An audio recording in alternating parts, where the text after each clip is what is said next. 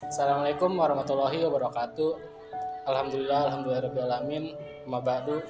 Pertama-tama yang saya hormati selaku dosen pengampu mata kuliah Hukum Bisnis Dr. Wazim MSI dan teman-teman semua yang saya banggakan. Kami di sini akan mempresentasikan materi yang berjudul Akad Ijarah dan Akad Ijarah Muntahiyah bi Al-Tamlik. Sebelumnya izinkan kami memperkenalkan diri. Saya Ahmad Nurizki sebagai pemateri pertama dan rekan saya Dalila Rendy sebagai pemateri kedua. Marilah kita mulai presentasi dengan membaca basmalah. Bismillahirrahmanirrahim. Lanjut ke materi yang pertama, yaitu tentang akad ijarah yang akan disampaikan oleh saya sendiri. Pengertian syara, ijarah berarti akad pemindahan hak guna dari barang atau jasa yang diikuti dengan pembayaran upah atau biaya sewa tanpa disertai dengan perpindahan hak milik.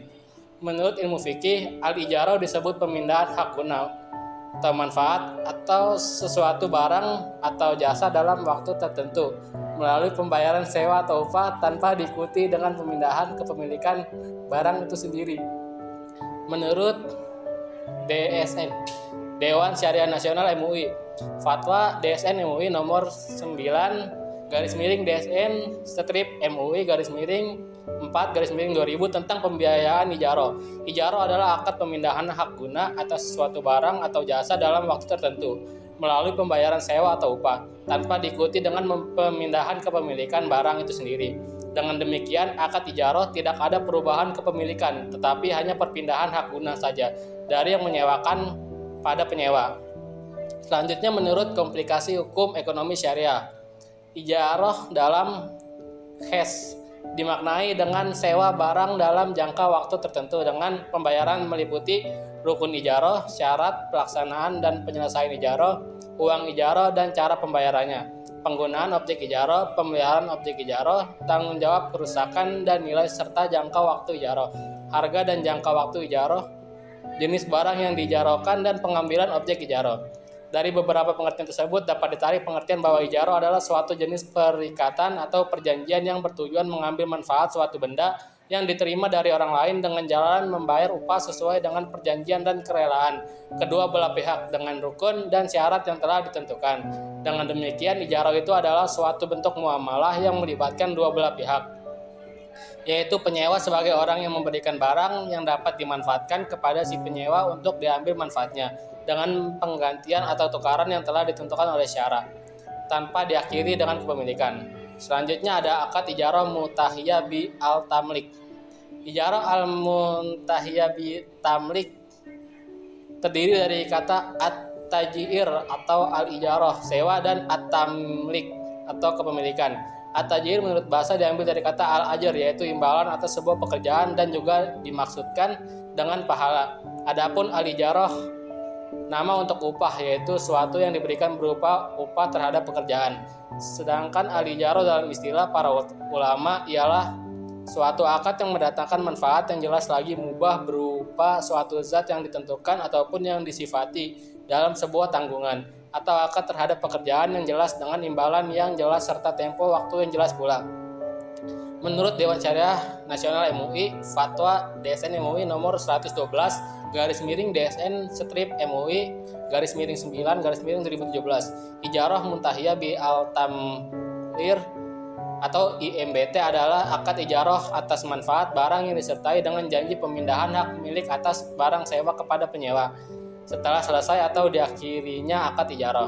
Menurut KHES, berdasarkan buku kodifikasi produk perbankan syariah lampiran SEBI nomor 10/31/DPBS tanggal 7 Oktober 2008 perihal produk bank syariah dan unit usaha syariah PBI nomor 10/17/PBI/2008 tanggal 25 September 2008 yang dimaksudkan dengan ijarah muntahiyah bitamlik adalah transaksi sewa menyewa antara pemilik objek sewa dan penyewa untuk menjadikan imbalan atas objek sewa yang disewakan dengan opsi perpindahan hak milik objek sewa.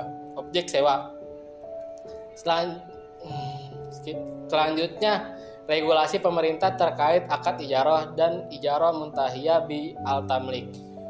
Yang pertama, Undang-Undang RI Nomor 21 Tahun 2008 tentang Perbankan Syariah. Salah satunya terdapat di bab 4 jenis dan kegiatan usaha, kelayakan penyaluran dana dan larangan bagi bank syariah, dan UUS bagian kesatuan jenis dan kegiatan usaha pasal 19. Yang pada poin F menyalurkan pembiayaan penyewaan barang bergerak atau tidak bergerak kepada nasabah berdasarkan akad ijarah dan atau sewa beli dalam bentuk ijarah muntahiyah bitamlik atau akad lain yang tidak bertentangan dengan prinsip syariah. Yang kedua, Fatwa Dewan Syariah Majelis Ulama Indonesia nomor 41 /DSN /MUI /3 tentang obligasi syariah ijarah. Yang pertama, obligasi syariah adalah suatu surat berharga jangka panjang berdasarkan prinsip syariah yang dikeluarkan oleh emiten kepada pemegang obligasi syariah yang mewajibkan emiten untuk membayar pendapatan kepada pemegang obligasi syariah berupa bagi hasil atau margin atau fee serta membayar kembali dana obligasi pada saat jatuh tempo. Yang kedua, obligasi syariah ijarah adalah obligasi syariah berdasarkan akad ijarah dengan memperhatikan substansi Fatwa Dewan Syariah Nasional MUI nomor 9 /DSN /MUI /4 tentang pembiayaan ijarah. Yang ketiga, pemegang obligasi syariah ijarah dapat bertindak sebagai mustajir dan dapat pula bertindak sebagai mujir. Yang keempat, emiten dalam kedudukannya sebagai wakil pemegang OSI dapat menyewa ataupun menyewakan kepada pihak lain dan dapat pula bertindak sebagai penyewa. Selanjutnya, Fatwa DSN /MUI nomor 27 /DSN /MUI /3 tentang ijarah muntahiyah bi al-tamlik. Akad al-ijarah al-muntahiyah bi al-tamlik boleh dilakukan dengan ketentuan sebagai berikut. Yang pertama, semua rukun dan syarat yang berlaku dalam akad ijarah. Kedua, perjanjian untuk melakukan akad al-ijarah al-muntahiyah bi al-tamlik harus disepakati ketika akad ijarah ditandatangani. Yang ketiga, hak dan kewajiban setiap pihak harus dijelaskan dalam akad. Sekian penyampaian materi dari saya.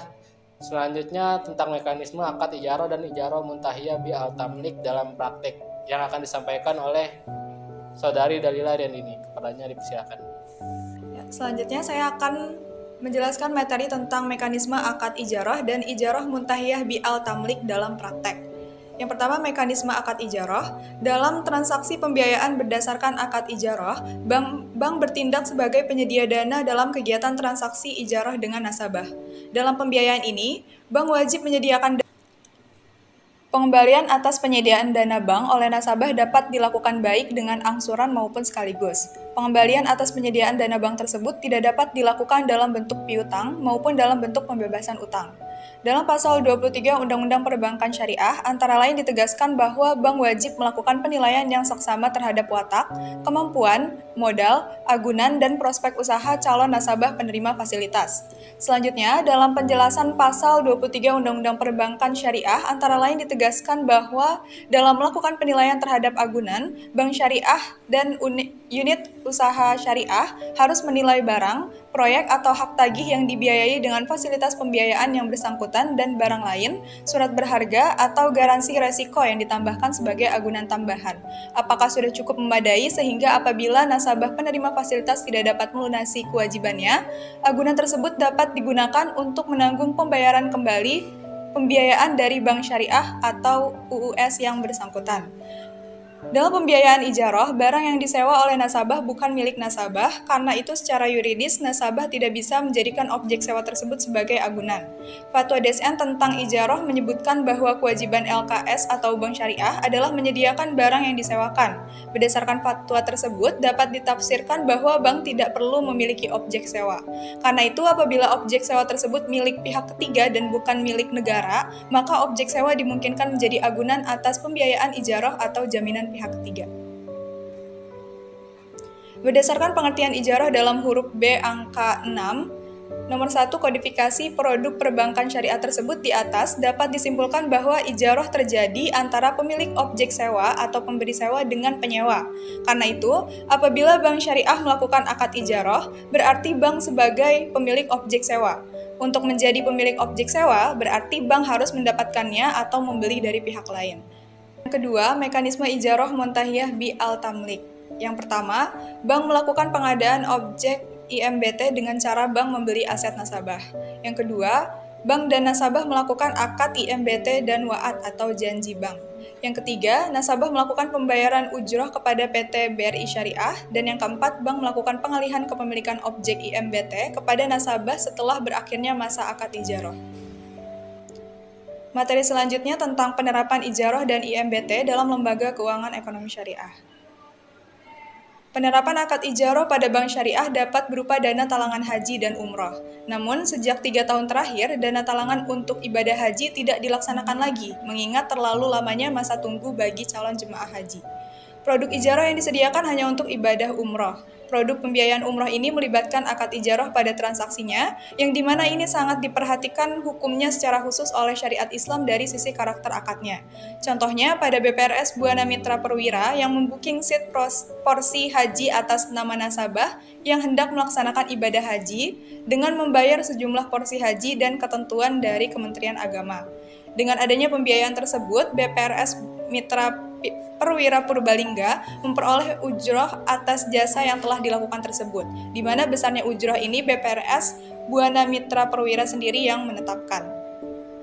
Akad ijaroh berbeda dengan transaksi jual beli yang di dalamnya ada hutang piutang dikarenakan sifatnya temporal, sedangkan jual beli sifatnya permanen karena pengaruhnya dapat memindahkan kepemilikan suatu barang. Mengenai diperbolehkannya sewa menyewa, semua ulama bersepakat bahwa sewa menyewa diperbolehkan.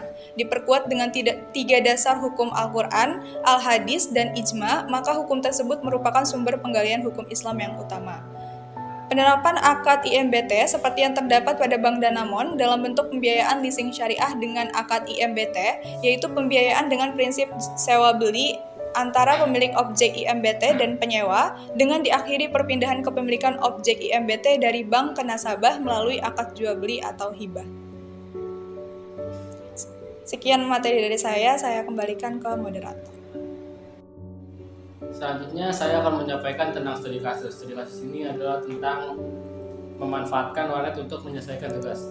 Dalam syariat Islam, pemanfaatan jasa internet atau warnet merupakan bentuk dari akad ijaroh.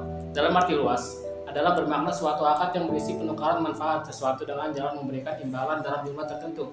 Ijaroh salah satu bentuk kegiatan muamalah dalam memenuhi keperluan hidup manusia seperti sewa menyewa. Dalam kasus ini, warnet digunakan untuk menyelesaikan tugas seperti membuat makalah. Yang penukaran manfaat terjadi ketika sang penyewa memberikan sewa kepada saya, misal sebagai pelaku yang membutuhkan komputer untuk menyelesaikan tugas. Maka saya yang menyewa akan memberikan imbalan sejumlah yang sudah ditetapkan. Dalam warnet sendiri kan kayak per jam paling 3.000, 2 jamnya 5.000 dan seterusnya. Maka saya akan memberikan imbalan berupa uang kepada penyewa atau OP warnet lah bahasanya. Selanjutnya dari situ saya dapat mengambil manfaat, tugas saya selesai dan sang penyewa juga mendapat imbalannya. Mungkin sekian dari saya. Selanjutnya studi kasus yang akan disampaikan oleh saudari Dalila. Silakan. Selanjutnya studi kasus tentang ijaroh muntahiyah bi al-tamlik, yaitu tentang KPR dalam sistem keuangan konvensional merupakan salah satu produk pinjaman yang diberikan oleh lembaga keuangan konvensional yang diberikan kepada calon pembeli rumah dengan skema besaran pinjaman sampai pada 70% dari harga rumah yang akan dibeli. Untuk di Indonesia, lembaga keuangan yang mengeluarkan produk KPR ini didominasi oleh perbankan dan beberapa perusahaan pembiayaan, dan dalam sistem menggunakan sistem bunga yang besarannya ditentukan oleh pihak bank. Hal ini tidak diperbolehkan di dalam Islam, sehingga sebagai alternatifnya menggunakan sistem yang terhindar dari riba, yaitu dengan ijaroh muntahiyah bit tamlik atau IMBT. Akad ini pun dikenal dengan nama lain, yaitu ijaroh wa iktina, di mana rumah yang disewa telah disepakati di awal akan dibeli pada akhir masa sewa. Pembayaran yang dilakukan setiap bulan adalah biaya sewa rumah tersebut yang ditambah dengan harga rumah yang telah dibagi jangka waktu sewa yang disepakati. Harga rumah tersebut diperoleh dari harga beli rumah dari bank kepada si penjual rumah, dikurangi uang muka yang telah dibayar oleh pembeli rumah. Setelah jangka waktu sewa yang disepakati selesai, bank harus melakukan transfer kepemilikan rumah kepada pembeli. Sekian studi kasus dari saya kembalikan ke moderator. Terima kasih kepada pemateri. Selanjutnya saya akan menyampaikan kesimpulan pada materi kali ini. Kesimpulannya, ijarah merupakan suatu bentuk muamalah yang melibatkan dua belah pihak, yaitu penyewa sebagai orang yang memberikan barang yang dapat dimanfaatkan kepada si penyewa sebagai pihak kedua untuk diambil manfaatnya dengan penggantian atau tukaran yang telah ditentukan oleh syarat tanpa diakhiri dengan kepemilikan. Sedangkan ijarah muntahiyah bil tamlik adalah transaksi sewa menyewa antara pemilik objek sewa dan penyewa untuk mendapatkan imbalan atas objek sewa yang disewakan dengan opsi perpindahan hak milik objek sewa. Dalam transaksi pembiayaan berdasarkan akad ijarah, bank bertindak sebagai penyedia dana dalam kegiatan transaksi ijarah dengan nasabah. Dalam pembiayaan ini, bank wajib menyediakan dana untuk merealisasikan penyediaan objek sewa yang dipesan nasabah. Pengembalian atas penyediaan dana bank oleh nasabah dapat dilakukan baik dengan angsuran maupun sekaligus, dan pengembalian penyediaan dana tersebut tidak dapat dilakukan dalam bentuk piutang maupun dalam bentuk pembebasan utang. Contoh penerapan akad ijarah bisa berupa dana talangan haji dan umroh pada bank tertentu. Dari situ selesai juga materi yang telah kami sampaikan. Mungkin sekian saja, kurang lebihnya mohon maaf. Wassalamualaikum warahmatullahi wabarakatuh.